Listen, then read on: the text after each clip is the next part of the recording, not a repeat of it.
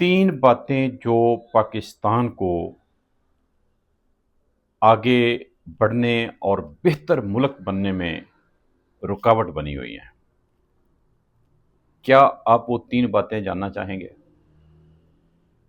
میں توقع کرتا ہوں کہ آپ جاننا چاہیں گے، کیونکہ ہر پاکستانی کی یہ خواہش ہے، ہونی چاہیے کہ پاکستان ایک بہتر سماج کے طور پر آگے بڑھے، ترقی کرے اور یہاں پہ جو لوگ ہیں وہ خوشحال ہوں۔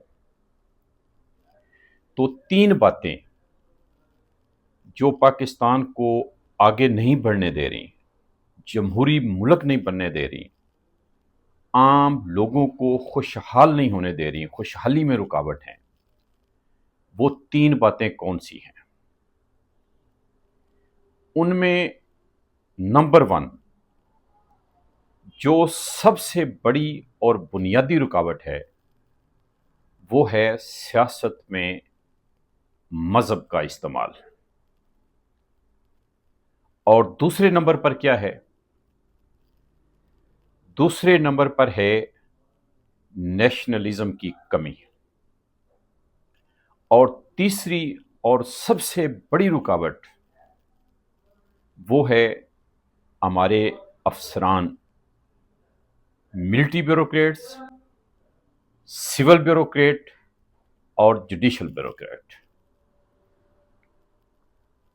یعنی افسران۔